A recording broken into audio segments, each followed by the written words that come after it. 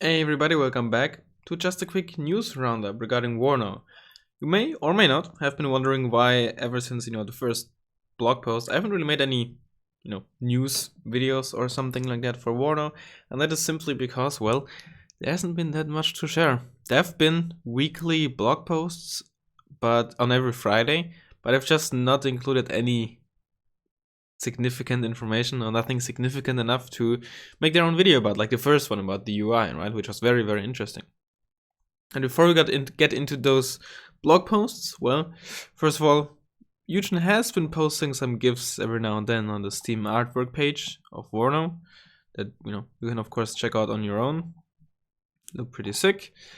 And one more thing is that it has been confirmed via Reddit by Storsk that there's no off-map artillery in WARNO.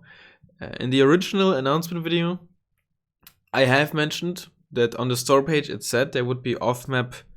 They didn't say off-map artillery, something like off-map firepower or something along those lines. Off-map fire missions, I think, is what they called it. And that is not the case anymore. Yeah, there we go, off-map fire missions. That is not the case. They just falsely included that by accident on the store page. So no off-map shenanigans at all, or at least not for the release version. Who knows? Maybe a DLC or maybe in a campaign they'll implement it. I think for campaign it might be fine. For multiplayer, I'm not a fan of it. Not because I find I just don't think it fits mechanically from game mechanics. I think normal artillery like we have in Wargame is perfectly serviceable and strong enough. But that's not the important thing. Alright, let's just quickly go over the 3 blog posts that we've had since the UI blog post. Because again, just quickly doing it in case you haven't heard of them or haven't seen them. Yeah, there's not really too much. The first one on the 31st of December was about a new 3D engine, or the upgraded 3D engine, whatever you want to call it. Still, of course, Iris Zoom engine. And yeah, they talk about, how they have physically based rendering, etc., etc. This does look pretty sick, I have to say. And this makes me think, I don't know about night missions, but might very much be the case that different maps might have like slightly different, skyboxes and lighting. I'm not sure if night missions would be fun, at least not for multiplayer, because I think spotting units on the ground, making sure they're oriented properly, could be a real pain in the butt. So I can definitely understand why they wouldn't do night missions. But maybe, or what would be cool, if the way the lighting works and like the sun, whatever, was directly linked to the time limit, right? So at the start of the game, the sun is on one end of the map, and by the end of the game, assuming you get there by time limit, it moves over to the other side. That would be kind of sick, and people would probably not notice because it takes so long for the sun to move. But in theory, it might be sick. Anyway, I wonder how much we're actually gonna see this in game, and I'm also wondering how much players are actually gonna notice this, right? To be fair, right, as cool as it looks, if you see it in this GIF, I think if it's like a map by map basis or anything like that, people will probably not even notice, the vast majority. And yeah, that's pretty true. So next we have damage. So when that GIF restarts, you can see that as the Abrams gets damaged, you see like parts of the armor and whatnot flying off. It does look pretty cool, but I think for the average player like me, not gonna notice this. Which just mean, again, by saying I'm not gonna notice this, I'm not saying like, why are they wasting money on it? That's not what I mean, by the way, right? I find this cool as well. And there are people, a good amount of people, who will definitely like enjoy this or like pay attention to this, right? That's perfectly fine.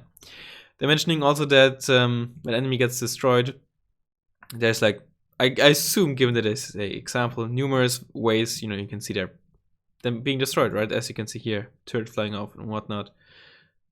Planes using wings, helicopters, turbines, yada yada yada. The destroyed vehicles also have been reworked, looking fancier, I guess. Whatever. But yeah, again, not really that much to take out of this blog post, which is why I didn't make a video about it. Or a single video about it.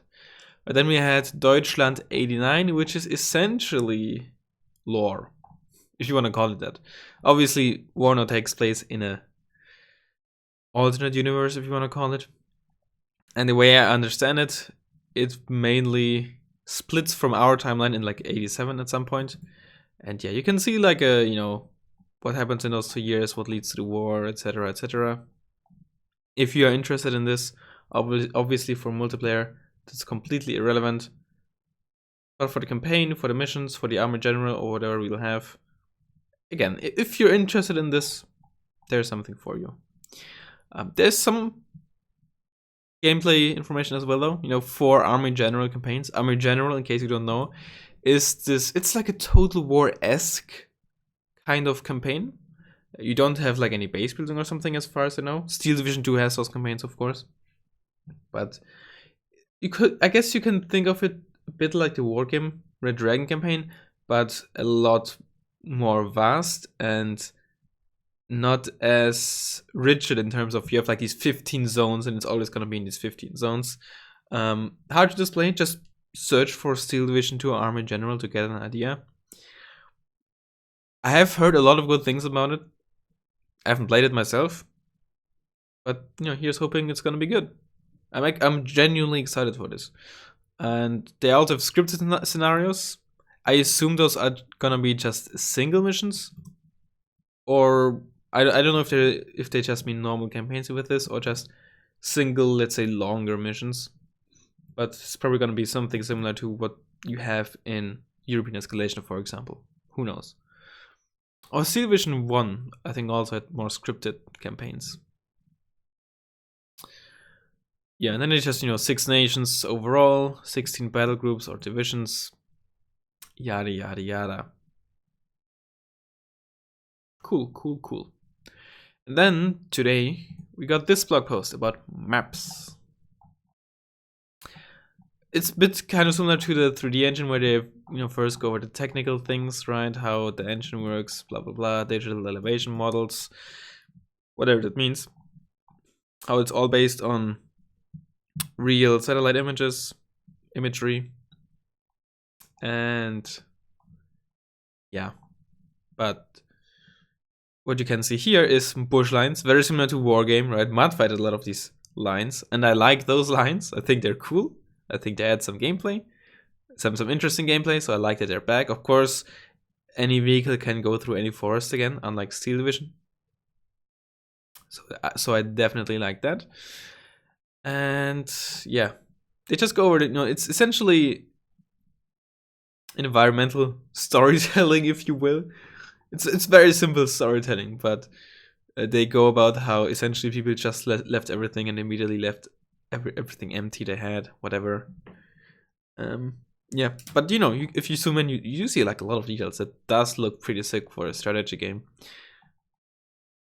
I have played only little Steel Division 2, but especially compared to Wargame, that's like a lot more detailed. But on the other hand, it's kind of to be expected, right? Almost 8 years after the Dragon came out. It's been 8 freaking years since that game came out. Kind of crazy. And then, at the end, map editor. So this time around, we might get a map editor. I believe. Don't quote me on that, right? I might not be correct. But I think they originally already announced the map editor for Steel Division 2. If one is truly coming for WARNO this time around, that would be sick. Really sick. I think especially for like tournament-only maps.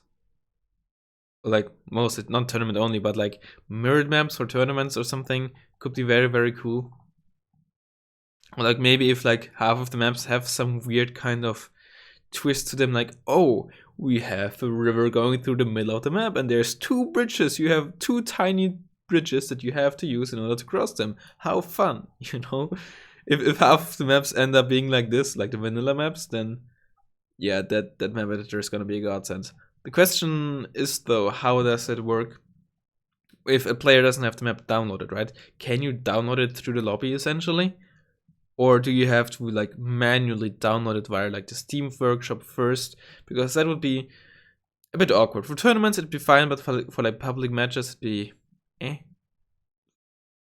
You'll have to wait and see. But given how how detailed the maps are, I assume you'd have to download them through the workshop first. But I don't know enough about like, this stuff. And then there's also a tournament happening on the 22nd, or it's starting on is it like a one-day tournament? I don't remember. Anyway, what it was formerly called the Steel Division League is hosting a tournament that you can sign up. Just, I don't know, go on the Eugene Discord server and ask for a Steel Division League in Discord invite or whatever. It's probably also posted on the WARNO subreddit. You'll find it if you search for it. And yeah, that's au revoir. Au revoir. I don't know. I don't speak French. I mean, I know what it means, but I don't know how to pronounce it. And yeah, that should be all really there is to it in terms of news ever since I made the last video. Again, I told you it's not really much.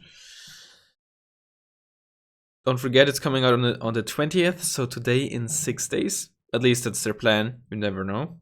And I'm this is not like a dig at Eugene, but you really never know, especially like with Corona and shit. But given the fact that they announced it so late last year, I am positively confident, you even say that they're gonna release it on the 20th. But in any case, I guess I hope you enjoyed it. Let me know what you think about WARNO. Let me know if there's maybe something I missed that maybe like have big gameplay impacts or something, or big impact on the gameplay. And yeah, hopefully I'll see you next time. Bye bye.